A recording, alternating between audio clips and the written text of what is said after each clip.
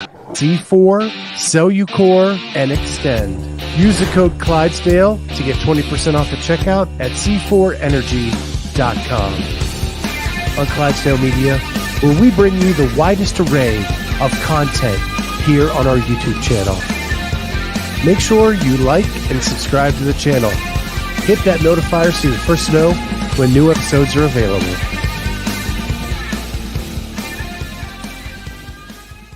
What is going on, everybody? Welcome to the Clydesdale Media Podcast, where we are highlighting the athletes from the 2023 CrossFit Games Semifinals.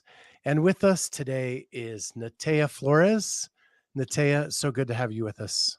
Good to be here. Thank you. So we had your husband on yesterday, and that was a total mess up on my part. I should have had both of you on together because we love when couples are on the show together. That's okay. Because you can never get away with anything because the other one will call you out if you say anything that is not true. Yeah, I was listening yesterday and I heard if I was on, I definitely would have called him out. So, first things first, you have been to a semifinal. He has not. Correct. You went to Granite Games last year. Mm-hmm. What was that experience like for you? It was completely different than anything I've ever done. Starting that season, Nyko kept saying, "You'll make it, you'll be fine," and I was like, I don't know why you think that. Like, there's no way. Maybe next year, but not this year for sure. And then when I made it, it was more just terrifying because I was like, I don't know how I made it. And then when we got there, I was like, I don't even know how I'm here right now. Like, this is just crazy. But it was a really good experience for me. It's good to get that first year out of the way. And making it back, it helps me to feel like I am meant to be there. Like, it wasn't just a fluke that I made it. So I'm definitely feeling more confident and more comfortable this year going in. So that was very helpful. So what I'm hearing is you felt like a little bit of imposter syndrome last year. Like, how did I get this? I don't really deserve it. Yeah. Like, we had done, and like the work leading up to it, like we started HWPO Pro as soon as it opened. So it was like our first year doing that. So it was a whole year of new training for us. And I just do what I'm told. It's like whatever's there is what I'll do. But it was just kind of crazy to think that in just a year that kind of helped me make that jump to be able to compete and qualify to get there. So how much fun did you have at Granite Games? Were you able to soak any of it in, or were there just a lot of nerves that didn't allow that? I tried to have as much fun as possible. I definitely felt like there was a lot of stress, but I just tried to remember it's my first year. I'm just learning. I'm new to all of this. And I've competed quite a bit locally, and going there was 100% different than, like, even just watching the athletes. They are way more professional than I had ever seen. So it was all just new for me. So I just tried to remember that the whole time. Whatever happened, happened. I was just there to take it workout by workout and get through the weekend and just try to enjoy and learn as much as I could. So the last thing you said was learn.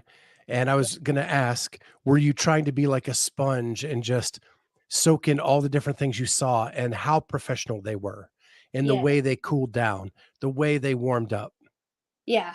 And I've never really trained like that. Like, after I finished the workout, I'd roll on the ground for 30 minutes and then maybe stretch after. But as soon as they're done, they're back in that warm-up area, cooling down, getting massages, stuff like that. And it was just crazy. And they also always had someone to carry their bags. Like, they had no stress put on them whatsoever, which is also crazy. Luckily, we kind of picked up on that early, so Nyko started doing that for me just to help out as much as he could. So that was very helpful. And at Granite Games, you had to climb like a very large set of steps just to get off the competition floor. Very large. It was. I Yeah. think it was the worst after that sled push event. My legs were toasted Yeah. after that one. There were at least men that did not make it up the steps. They had to stop and sit down and rest. Yes. For that. Did you make it the whole way? It was very, very slow. I do remember that distinctly because it felt terrible. But they kept pushing us. They're like, "You got to move, get up the steps, and then you can sit on the bleachers when you get up there." I was like, "Okay." Easy for them to say. Yeah. Right. Yeah. Yeah. I was on that side doing interviews and stuff, and I was trying to find the right place. So I kept going up and down those steps. And I think that was my workout for the weekend. Yeah. It's a good one. Yeah. So it was a very different kind of workout too, because it was outside. Semifinals aren't generally outside. And this year it's not going to be. You're going to be in an arena, kind of old school, the way that they've always been done. Are you looking forward to that opportunity and not all the rubber pellets everywhere? Yeah, for sure. I can't remember if it was the first or the second day, but one of them, it might have been that first day. And I think it was the first day, maybe just that thruster handstand walk. It wasn't even a long workout, but like being fatigued quick. And then, like, that was the first one. I had all the nerves. But then when we kicked upside down and there was all that heat, that just felt like it was immediately on my face because my face was so close to it. I think it was that day. I was like, this is going to be a long weekend if it stays this hot. But yeah, it was crazy. The year before was way, way hotter. So you actually got lucky. Yeah, that's what they said. And I was like, oh, good for them. Troopers. Yeah. So yesterday when I had Nyko on, your husband, he said that away from the CrossFit floor, you are not competitive. Is that fact or fiction? That's a fact. I'm not very competitive in anything. I just like to be chill if I'm not working out. I'm mostly laying down if I'm not working out, so there's no competitive after that. It's all in the gym. Not even like Monopoly or No. Nope. Nothing. So he was correct there, but he said in the gym, different story. Yes. And you want to win everything in the gym? I do, but it's so hard. And he lied about that. It's not. I did not beat him that much. It's a pretty even by the end of the week on what we get. Most of the time, he probably wins more than I do, but definitely very competitive. But luckily for me, I think because I've only ever had him to work out with, so no other females. So it's kind of an advantage for me for him to be a male, so especially on like machine stuff where he's always ahead. Kind of gives me that extra push because, like, well, if I can just get off this, maybe I can catch him somewhere else.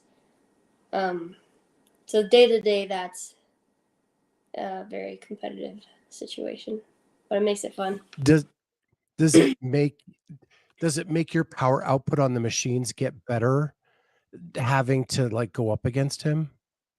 I think so. It kind of depends on the workout. Like if I know I'm pretty good at gymnastics, I don't know why, but that's kind of where I do really well at. So if it's like we had a workout the other day where we had the same calories on the rower, but as soon as we got off, I could kind of catch him on the next two movements because they were both gymnastics. So it does help me on the machines, especially because I'm a smaller athlete. Machines I just struggle with anyways.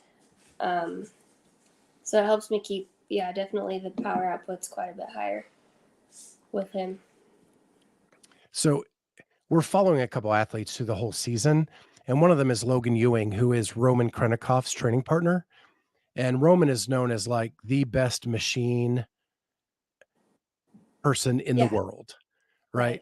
And Logan says his machine work has gotten so much better just trying to keep up with Roman. So I was just wondering if maybe you got the same effect by being able to try to do that. Yeah, for sure. And it's exactly what I need because like I said, the machines are.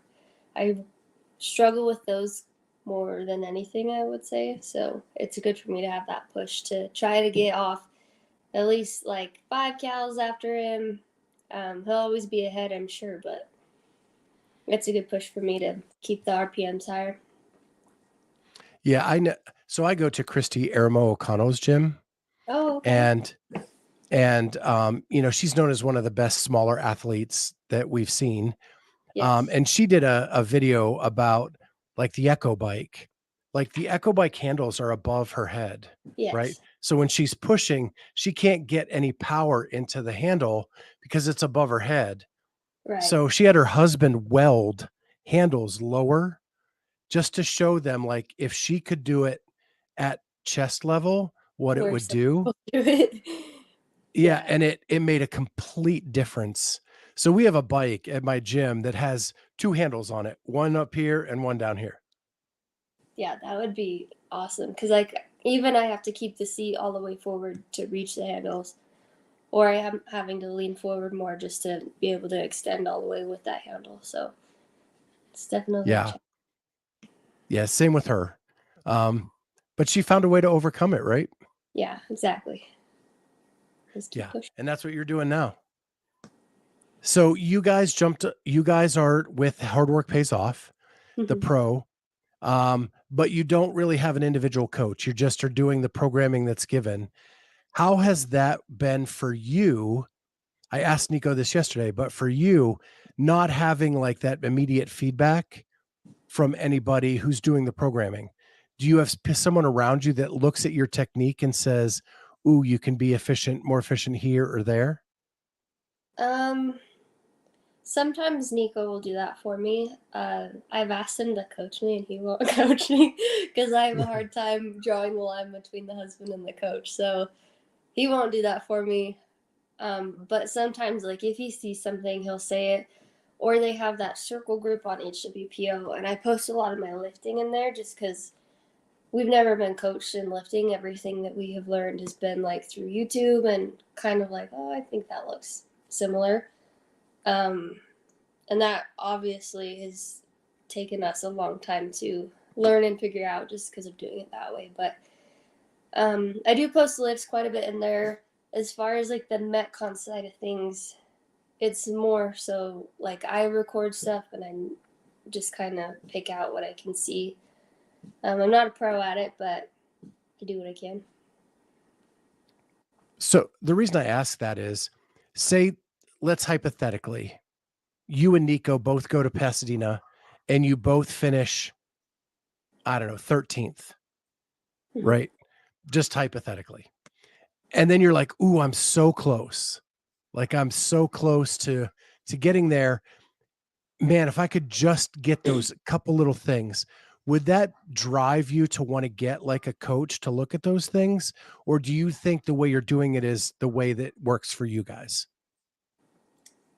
I don't. That's hard to say. We've talked to a few people about coaching us, and this sounds ridiculous, but we tried it for a week with somebody, and it was just way different than what we're. And this was right after quarterfinals, and it was just way different than what we had been used to, and it just scared us. And I was like, I don't know, I don't think this is the right thing to do. And we talked to a bunch of people, and they just kind of gave us the analogy of don't fix what's not broken. Just because we've been able to make the jumps that we have in the past 2 years, but I definitely think if that were the case, maybe we would stay on the pro, but we would make more of an effort to go down to different kinds of camps and stuff like that to get looked at. And just to kind of compete with other athletes, because I think that's where we lack a lot too, where we just have the two of us, so he only knows how good I am, and that's not very beneficial for him because guys are a lot better. But for me, it's been okay because obviously he's a male and they just have more power, so he's always ahead. But I think we might try that before getting a coach. Okay. Yeah, and I think at the very least, just trying out a couple different places and building relationships where you make friends and text and then know like where people are at with certain things Yeah. would go a long way. Yeah. And the other hard thing is too is we just don't have anyone that coaches around us, so it's kind of more of that virtual experience as well, unless you're continuing to travel back and forth, which I think would be kind of hard on us. Um, so it's just tough, but I guess we'll see how this year goes, and we'll play off that. Yeah, and there's no right or wrong answer. Yeah. I like to just dive into the thought process, right? And see where it is because Justin does it different than Tia does it, that does it Hmm. different than Rich does it, right? Yeah. But they were all successful, Right. right? Right. Um, I'm working with an athlete who is in a very similar situation where she is by herself with no training partners, Hmm. comparable to what she is trying to accomplish, and is looking for those relationships or something just to even on the blind leaderboard weekends give you an idea. You know what I mean? Right. Yeah.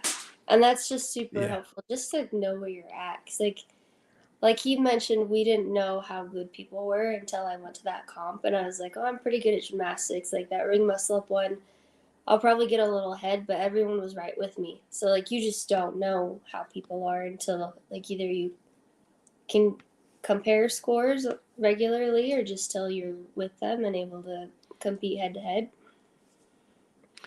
Do you have any athletic background before CrossFit? Um, I guess it depends on who you ask. I did dance and cheer, and I think that helped. I guess with the coordination. Maybe it helped with the gymnastics because I don't know why those come so naturally for me, but that I So guess was I the cheerleading more the tumble kind or just the cheering kind? all of it. Yeah, tumbling. Okay. I did a lot of tumbling, so So that gives you a lot of body awareness, which is what yeah, gymnastics requires, right? yeah, There's a lot of elite athletes that came from cheerleading. right, yeah, Yeah. which is crazy to Um, me. yeah, like Allison Scuds and a couple or were just that's what they did. They were tumblers or even bases did seem to do well in the CrossFit world. Hmm. For sure. So were you a flyer of tumbler? I did tumbling. I based and I was a flyer, so So all of it. you can do it all. I like to think so. I really Yeah. enjoyed it, and I do think it translated a lot to, like you said, just body awareness. But I think this is a Yeah. better sport for me than those were. I enjoy this Yeah. more, that's for sure. And do you just like being fit? Is that just something you enjoy out even outside of competition? Yeah, yeah. I've always enjoyed working out. When I first, like before Nyko and I started dating, I was just always in the gym, but it was just so hard for me because I never knew what to do. So I just did a bunch of stuff. Like I was probably in the gym for a few hours every day, but probably not doing anything super beneficial because I didn't know what to do. So CrossFit definitely helped a lot with that, having somewhere to go in and there's always a plan to do. But you didn't end up on any of those fail videos we see on like TikTok or Instagram. Not yet, no. Okay. Um, so Nico said you guys were high school sweethearts, Right. and he described himself as a brat in high school. Is that a fact or fiction? He just meant with football. Like there was just situations that made him hate that. He wasn't a brat. No. It was just with the football that he thinks he was a brat with. But he was good, Okay. so I guess he had a right to be. I'll give him that. And you, yeah, that is what you're supposed to do, right? That's your guy, and you're going to support him, Right. right? And so how did you guys meet? We met in the 4th grade. I had switched schools, moved to his school, and then he asked me out like 15 times that year. And I was like, my dad will kill me. In 4th grade? Yeah. So it's been a long time coming. But here we are. How long did you make him wait? 16. I don't know how old you are in 4th grade, but till 16. That's like 10th grade, right? Yeah. Yeah. So 6 years. One thing you got to say, he was persistent. Yep. Which And you were playing hard to get. That's how it has to be sometimes. You got to see how much they want it.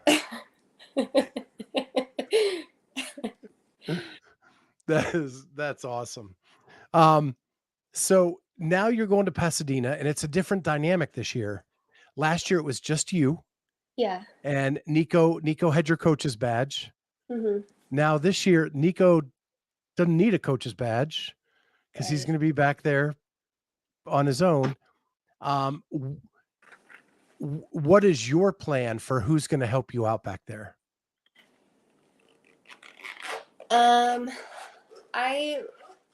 We have a lot of people coming down. So I'm going to pick one to pick on the whole weekend and try and take my stress away from me. I don't know which one yet. I don't know who's going to be that lucky, but one of them. Because I know I can't do it to him. He's got his own stuff to think about. So you're going to do a raffle to raise some money, and then the winner gets to be your gopher for the weekend? Probably. Something like that. There. Yeah, might as well get some cash out of the deal, too. Might as well help me out a little bit. And then, so what is your expectation this year? Last year was just try to have fun, soak in and learn as much as you could. What is this year about? I think this year I would really like to be at least middle of the pack. I think that jump for me would be pretty good. But like I said last year, I knew that I was new, so I knew it wouldn't be quite what I expected. So I really didn't have too many nerves going in. So I think with the pressure of really wanting to do well this year, I think that makes me quite a bit more nervous. But I would have to say middle of the pack. I would like to, because I think I'll be in that last heat to start. I would like to bump up to the next one, or first heat, I should say first heat, and then bump up to the next one. So hopefully I can do that. Yeah, that'd be pretty awesome. Yeah. What's the one thing you learned last year that you're carrying forward? Like, is it cool down, warm up? Is it nutrition and having food available? Is it what aspect did you learn the most? Both of those for sure. Like nutrition, I was hungry the whole time, but I also didn't want to eat, so I really didn't eat that much the whole weekend. And I definitely think that played a part going into day to day because I was so tired and I couldn't figure out why. Because that volume of training wasn't something that I was new to, and I was like, why am I so sore? Why do I feel like crap? And I think that all just played into wasn't eating enough, was not fueling after working out either, and then also wasn't cooling down, so I was sore, which I didn't appreciate, but I did that to myself. So are you just doing this from memory, or are you like tracking it like a checklist, like we've got to do this, this, and this? Checklist style, because if I don't, I'll probably I forget things so quick. So definitely I'll have a list, make my way down the list, and then we can move on to next workout or the next day, just to make sure I do it all the way I should. And then the winner of the raffle will be responsible for checking those off for you. Yes. And let's hope they don't mess it up. Yeah. or they have to pay you double the raffle fee. That sounds good. We can do that. There you go. Yeah. See, you just need a manager, someone to like make sure that we can get some cash for you. We get you some help. Yeah. Right. That's Offset this cost to Pasadena. Yeah, exactly. All right. So you get there, you accomplish all your goals. It goes super well. You learn a ton. How are you celebrating on Sunday night? Probably pizza. That's what Nyko said too. We will. Only he said lots of. Lots of pizza. I say that, but once we get there, I can never hang with that lots word. But pizza for sure. I'm sure we'll get home, unwind for maybe a few days, and then probably just right back to it. We have a team comp that we're doing coming up shortly after, so we'll just be getting So Wad Zombie says Pasadena has a nightlife. Do they? That's where it gets me, is that I'm such a homebody and I like my bedtime. So our friends don't know, so I guess we'll see where we end up. I'm sure they'll. So when you get the pizza, do you and Nyko agree on toppings? Yeah, which is great. What are the toppings? Any kind of meat lovers. We're pretty basic though, with just pepperoni, but one of the two. Sometimes simple is best. Yeah. I am a pepperoni and mushroom guy. Okay, that's there you it. Go. Nothing else. Right. I get that. Don't pollute my stuff with peppers and crap and yeah. And I like those things in separate, but on my pizza, I just want pizza. Just want a pizza. Yeah, exactly. Yeah. We're the same way. I get that. Well, it's been so much fun chatting with you. Thanks for having me. I got to get it right. Nataya. Yes. It's been so fun chatting with you. Thank you so much for jumping on with me. Good luck in Pasadena. I will be there. And they're just saying in the chat, one of them wants Wad Zombie to take me out on the nightlife, but he has to take my GoPro with him. Oh, there you go. That's fair. Gotta have. Yeah. And with that, thank you everybody in the chat. You guys are awesome. Thank you, Nataya, and good luck in Pasadena. And I hope you achieve all your goals. Thank you so much. And with that, everybody, thank you so much for joining us. We'll see you next time on the Clydesdale Media Podcast.